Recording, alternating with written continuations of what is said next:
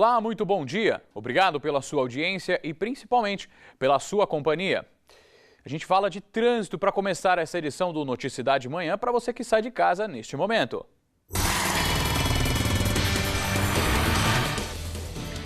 Quem vai nos trazer as informações atualizadas ao vivo é a repórter Andréia Trevisan. Bom dia, Andréia. Onde você está neste momento? Bom dia, Fernando. Bom dia a todos que assistem ao Noticidade de Manhã. Eu estou na Avenida Engenheiro Carlos Reinaldo Mendes, depois da Prefeitura, quase chegando na Avenida Independência, que dá acesso à zona industrial. Por aqui, o movimento é constante desde as 6h30 da manhã, a hora que nós chegamos. Dá acesso a duas faculdades e também ao bairro do Éden e bairro Iporanga 1, onde se concentra o maior número de empresas de Sorocaba. E a Urbis, empresa que administra o trânsito, informa mudanças no trânsito do Jardim Gutierrez. Trecho da rua Emília Volpe Decária, passou a ter mão única de direção. Por isso, o motorista deve redobrar os cuidados. Agentes vão permanecer no local para acompanhar os motoristas. Região, continuam as obras do quilômetro 122 da pista expressa da Raposo Tavares para quem segue para a capital. Segundo a concessionária, as obras é para facilitar o acesso aos municípios daquela região e, portanto, vai demorar mais alguns dias. É preciso redobrar a atenção. E para quem segue para a capital pelos sistemas Anhanguera, Bandeirantes e Castelo Raposo não enfrenta problemas, é só seguir. E falando sobre a capital, hoje o rodízio municipal no centro expandido proíbe circular veículos com placas final 5 e 6. São 2 períodos de restrição. Durante a manhã é das 7 às 10 e depois 5 da tarde até às 8 da noite. Quem insistir e ser multado paga o valor de R$ 85,12, além de 4 pontos na carteira. Fernando, daqui a pouco eu volto. Obrigado, André, pelas informações iniciais. Depois das informações do trânsito, é hora de saber o destaque do São Roque Notícias desta quarta-feira, dia 19 de junho. Luau será atração em São Roque. No dia 22 de junho, a partir da 1 da tarde, começa a ser realizado no SEC Brasital a primeira edição do Luau Cultural. O evento tem o apoio da Prefeitura de São Roque e terá diversas atrações. Os ingressos são limitados e já estão à venda em São Roque, Mairinque e Ibiúna. Mais informações sobre o evento você encontra no site do São Roque Notícias, que é o sãoroquenoticias.com.br. Agora a gente vai direto para São Paulo, na capital, à redação do SBT Manhã, para saber o que é notícia no Brasil com Patrícia Rocha. Nós vamos voltar então a falar sobre os protestos contra a tarifa do transporte público aqui em São Paulo. A madrugada foi de prisões e apreensões. As informações com a repórter Larice Neves. A ação dos vândalos em meio aos protestos varou à noite na capital. Lixeiras foram incendiadas e muitos estabelecimentos comerciais saqueados. Essa foi uma das lojas mais saqueadas aqui no centro da capital paulista. Ali a gente vê que a vitrine foi quebrada, os objetos levados. Naquela parede ficavam os televisores, que também foram roubados. E até a moto, que ficava exposta na loja, foi totalmente queimada. Mais de 60 pessoas foram detidas e alguns objetos recuperados.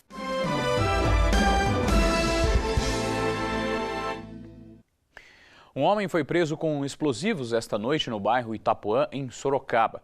De acordo com a polícia militar, 4 bananas de dinamite de aproximadamente 80 centímetros cada foram encontradas na casa do suspeito. O GAT, Grupo de Ações Táticas Especiais da PM, foi acionado e o material foi apreendido. O homem, que já tinha passagem pela polícia, está detido no CDP de Sorocaba. E um outro homem foi preso em flagrante suspeito por tráfico de drogas no bairro Morumbi, em Votorantim. Segundo a Polícia Militar, 3 homens vendiam os entorpecentes quando foram abordados. Eles resistiram à prisão e entraram em confronto com a PM. Um policial ficou ferido e teve a mão quebrada. Ele foi socorrido ao pronto atendimento da cidade. 2 suspeitos conseguiram fugir e um foi detido. O suspeito foi levado para a delegacia de Votorantim e permanece à disposição da Justiça. Os protestos, que começaram em todo o país por conta do aumento da tarifa de ônibus, já refletem também na região. Manifestantes se reuniram em Itapetininga para decidir o destino do movimento. O encontro na Praça dos Amores, centro da cidade, foi pacífico. O aumento de 30 centavos no preço da tarifa do transporte coletivo do município levou a população a protestar também sobre outros assuntos. Os manifestantes discutiram problemas nas áreas de saúde, esporte e educação. O professor de Itapetininga está ganhando muito baixo. Auxiliar de educação, então, muito pouco, não compensa. A manifestação começou segunda-feira na Câmara Municipal, onde seria votado o decreto que aumentaria em até 50% a taxa de contribuição para a iluminação pública. A sessão foi adiada e no fim da tarde de terça-feira o prefeito revogou o decreto. O decreto previa aumento para imóveis com consumo acima de 500 kWh. A taxa passaria dos atuais R$ 5,00 para R$ 7,50. Já para os imóveis industriais, a taxa aumentaria em 30%. Segundo a Prefeitura, o valor não é alterado desde 2003 e, com o passar dos anos, o gasto com o setor cresceu. Apesar do decreto revogado, os manifestantes pretendem continuar os protestos. Agora a gente vai poder tomar uma posição quanto a isso que está acontecendo na cidade, né? Um momento histórico maravilhoso, a gente não pode deixar passar o bonde da história, acho que não para. Eu vejo a evolução das pessoas. A polícia apresentou os integrantes suspeitos de pertencer a uma suposta quadrilha que praticava um esquema de corrupção para fraudar licitações na prefeitura de Mairinque. Entre os detidos está o ex-prefeito da cidade. 18 delegados e 60 policiais cumpriram 9 mandados de prisão em Sorocaba, Alumínio, Guarulhos e em especial na prefeitura de Mairinque. A ação faz parte da Operação Valência 2, que investiga um suposto esquema de corrupção na prefeitura de Mairinque. Quebras de sigilo fiscal, telefônico, interceptação telefônica foram as ferramentas utilizadas para se chegar a essas pessoas. Entre os detidos estão os ex-prefeitos de Araçariguama, Carlos Aimar, e de Mairinque, Denis Venere. Na delegacia, a nossa equipe lhe afirmou que vai contribuir com as investigações. Eu acho que a polícia está cumprindo realmente o papel dela. Se existe alguma prova de materialidade, eu acho que tem que ser comprovada, tem que ser fiscalizada. Eu acho que é um direito da polícia, né? E a gente está aqui para contribuir, nós vamos lá para contribuir. Durante 11 meses, a polícia levantou que ao menos 2 milhões de reais foram desviados dos cofres públicos entre os anos de 2005 e 2012. O resultado foi um inquérito de 50 volumes, que apontou diversos crimes envolvendo empresários e funcionários do primeiro escalão da prefeitura. Eles são suspeitos de corrupção ativa e passiva, formação de quadrilha, lavagem de dinheiro, tráfico de influência e fraudes em licitações. Este último acontecia nas secretarias de Cultura e Segurança de Mairinque. Serviços prestados abaixo do necessário, preços superfaturados ou mesmo pagamentos em duplicidade e triplicidade. A forma de atuação deles é bem variada. Dos 8 presos, 7 são homens e foram conduzidos à cadeia de São Roque. Uma mulher permanece foragida e outra foi levada para a cadeia de Votorantim. As prisões e apreensões foram possíveis devido à primeira Operação Valência, que aconteceu em outubro do ano passado. Na época, investigadores recolheram documentos, CDs e computadores na prefeitura de Mairinque. Os outros presos não tiveram os nomes divulgados, pois a investigação corre em segredo de justiça. Nesta terça-feira, a Prefeitura de Sorocaba assumiu que não tem condições de atender a demanda por vagas em creches na cidade. O jornalismo da TV Sorocaba SBT tem mostrado desde o começo do ano a insatisfação de muitos pais. Sempre que pode, Alexandre vem até o prédio novo do Centro de Educação Infantil 3, no Jardim São Paulo, em Sorocaba, para saber como está o andamento das obras. A filha dele é uma das crianças que estão tendo aula temporariamente dentro de instalações de um clube que fica no mesmo bairro. E como eu sou morador e moro perto aqui, para até estar mesmo informando aos pais, sempre estou passando acompanhando aqui para informar eles. Mas mais uma vez a gente está sem data. Ele e outros pais foram informados logo no primeiro dia de aula que o prédio não estava em condições apropriadas para atender os alunos. Ele reclama que o local, que deveria ser temporário, também não é adequado. As crianças têm o horário do soninho, que é normal, mas a princípio eles dormem, como em algumas escolas também eles dormem no colchão. Só que por o tempo estar muito frio, foi prometido, a Secretaria de Educação está enviando aqueles tatames para poder colocar no chão para um pouquinho amenizar o frio, a friagem do chão. Só que por enquanto só chegaram 2 tatames e tem mais de 4 salas lá e mais de 80 crianças. Nossa, chuva é terrível. porque as crianças se acomodam para estarem comendo lanchinho debaixo de uma tenda enorme, onde tem vários furos. Então, quando chove, cai água neles. Desde o começo do ano, o Noticidade vem mostrando problemas envolvendo creches na cidade. Ainda nesse mês, mostramos o caso da creche no Vanelville, que foi inaugurada, mas que estava sem condições para receber os alunos, além de ter muitos pais na fila de espera por uma vaga. E parece que o problema está longe de ser resolvido. Durante a coletiva de imprensa, a secretária de Educação e a primeira-dama da cidade afirmaram que a prefeitura não tem condição de atender a demanda por vagas. Como a creche é um equipamento que tem um custo alto, é muito complicado a gente anunciar que a gente vai atender toda essa demanda. Somente neste ano já foram registrados 1.700 pedidos com mandados judiciais. Desses, apenas 700 foram atendidos. Segundo a Secretaria de Educação de Sorocaba, cada creche tem, em média, 200 crianças na fila de espera. Hoje a cidade tem 55 creches que atendem 11.198 crianças. Até o fim deste ano, mais 14 devem ser inauguradas. Para tentar resolver o problema, a primeira-dama se comprometeu a cuidar mais de perto da situação. Eu assumindo esse papel de parceira mesmo na educação e batalhando pelas creches, eu acredito que nós vamos ter aí ganhos bem significativos, né? Entre as mudanças estão previstas a criação de uma central de vagas, além de alterações na carga horária dos profissionais que trabalham na área. Sobre a reclamação de Alexandre de que os alunos estão dormindo em colchões no chão, a secretária afirma que desconhece. Não é verdade. Esse pai está mal informado, eu inclusive não estou sabendo que existe isso, existe essa reclamação, porque ali eu fui olhar também, a professora Marinês também foi, não estão assim extremamente bem acomodadas como seria na creche que a gente está construindo. Mas os colchões estão ali, estão sendo atendidas de uma maneira muito boa, não excelente, mas muito boa. Por enquanto a prefeitura só mandou 2 peças, porque não é suficiente, né? Promessa de político tem que ser cumprida, né?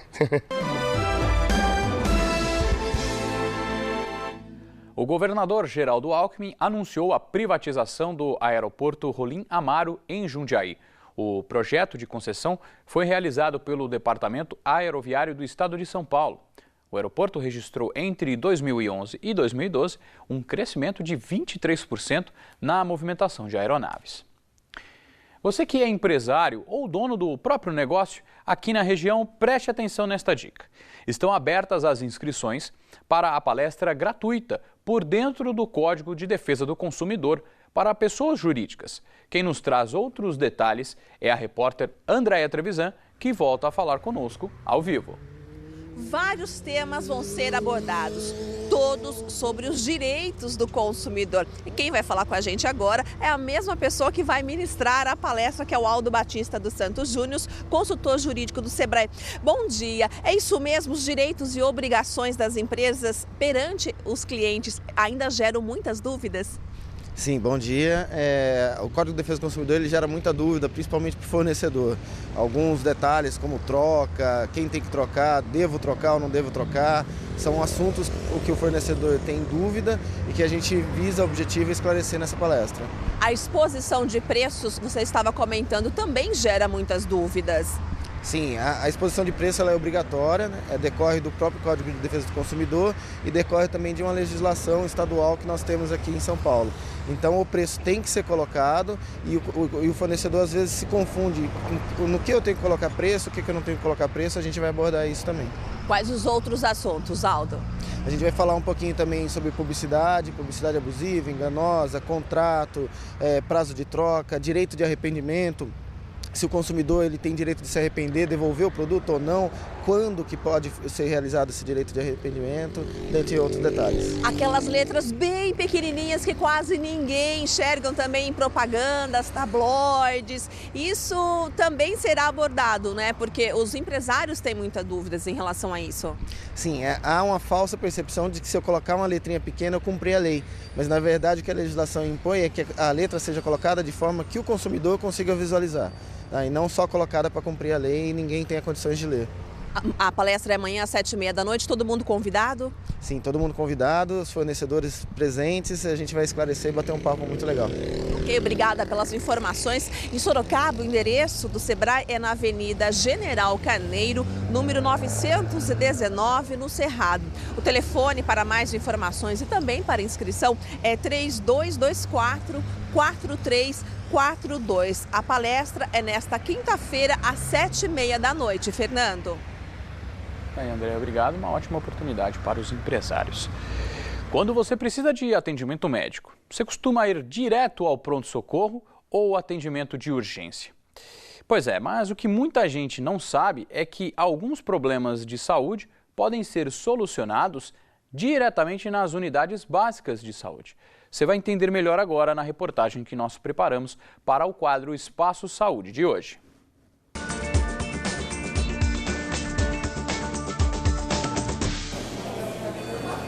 Senhas, cadeiras, guichês, tentativas para organizar as filas de quem vem em busca de cuidados médicos. Principalmente nesta época, a movimentação nos pronto-atendimentos aumenta bastante e as causas são variadas. Tosse. A garganta inflamada, febre. Mas segundo os médicos, nem todas as pessoas necessitariam estar aqui no pronto-socorro. Especialistas afirmam que muitos não sabem diferenciar urgência e emergência de casos que poderiam ser resolvidos dentro do consultório médico.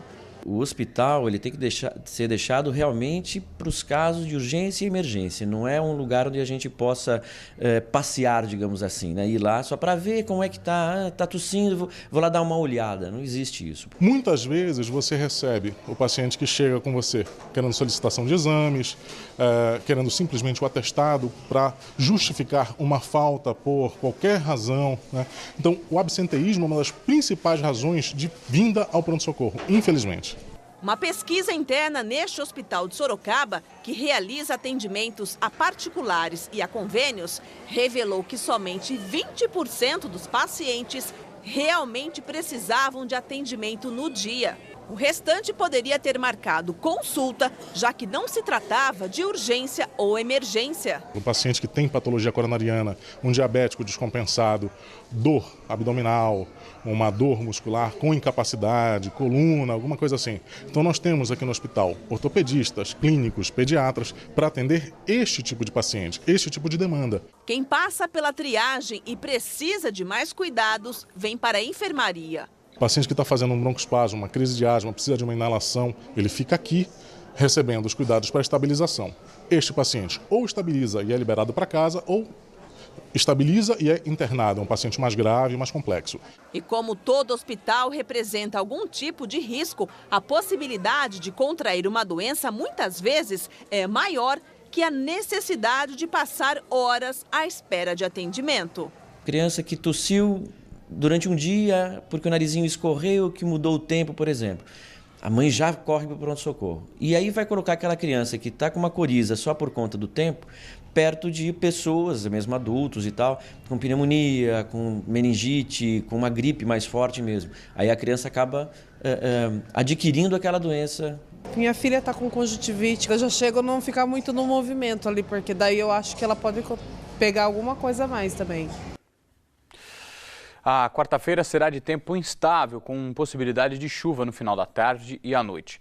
Você tem imagens ao vivo de Sorocaba, onde neste momento o tempo é aberto, pouca possibilidade de sol. A mínima prevista para hoje será de 15 e a máxima de 26 graus. Confira como fica a previsão para outras cidades da região.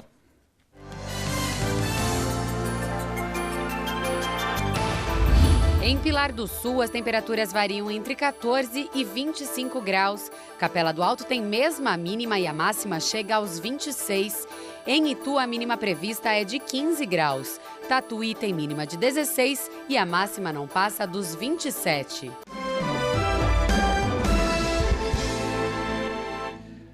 O Papa chega ao Brasil no dia 22 de julho, ou seja, aproximadamente daqui a um mês. E muitas agências de viagem já estão com um movimento alto por conta da data. Realidade que pode ser comprovada em Sorocaba. Oficialmente, a jornada é só no fim de julho, mas para essa agência de viagens em Sorocaba, ela já começou há 2 anos. Fui até o Rio de Janeiro para pegar informações e a partir daí nós começamos a montar os pacotes. Indo até lá, eu falei com todos os responsáveis por cada item. Acomodação, inscrição, alojamento, eu consegui falar com todos. Até agora já foram feitas quase 400 reservas de sorocabanos que devem visitar o Papa no Rio. A Natália é uma delas, tem 15 anos de idade. É a primeira vez que viaja sozinha. A gente fica muito na expectativa, né? Mas, assim, apesar da gente saber, né, que a gente vai com um grupo, conhecidos, e é um movimento católico, então a gente já fica mais tranquila.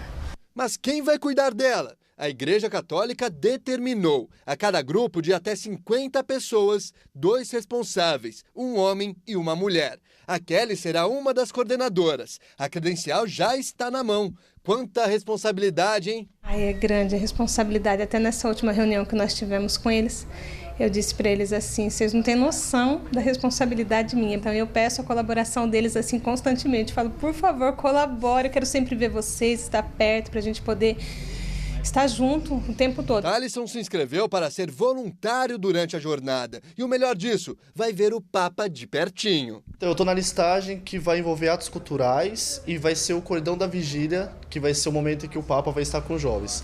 Então a gente vai ser o intermédio ali entre a juventude e o Papa. E ver o Papa é a vontade de todos que vão ao encontro. É uma expectativa muito grande, né? Porque o Papa, o novo Papa aí, primeira viagem dele para fora do Vaticano, né? Vai ser para a juventude aqui no Brasil e bastante ansioso para poder vê-lo lá no Rio de Janeiro. Meu Deus, é uma emoção tão grande, eu fico assim vivenciando todos os dias. Papa, nosso líder da igreja, isso é muito emocionante. Estamos lá para ir, para louvar com a força do Espírito Santo. A primeira jornada mundial da juventude aconteceu em Roma em 1986. A ideia partiu 2 anos antes do Papa João Paulo II. Ele sonhava em reunir jovens do mundo inteiro para que eles pudessem trocar experiências sobre como é ser cristão em diferentes culturas e países. São milhões de jovens que vêm para o Brasil para conhecer o jeito brasileiro, para conhecer o nosso jeito de ter fé. Então é um grande intercâmbio da fé. Nós vamos descobrir, por exemplo, como que alguém que está lá na Grécia reza, como um africano reza. E vamos descobrir que lá no fundinho todos nós somos muito iguais, porque amamos, temos desejo de amar e desejo de ser feliz. O Notícia da Manhã fica por aqui. Outras notícias da região você acompanha à 1 da tarde no Manchetes Noticidade. Participe dos nossos telejornais. Envie sua sugestão de reportagem para jornal@tvsorocaba.com.br ou entre em contato com a nossa produção pelo telefone 3238-8804. O Noticidade Manhã é o telejornal da sua cidade. E a gente encerra esta edição com imagens ao vivo da Avenida Engenheiro Carlos Reinaldo Mendes, em Sorocaba. Para você, um ótimo dia e para sua família também. Saúde e sucesso!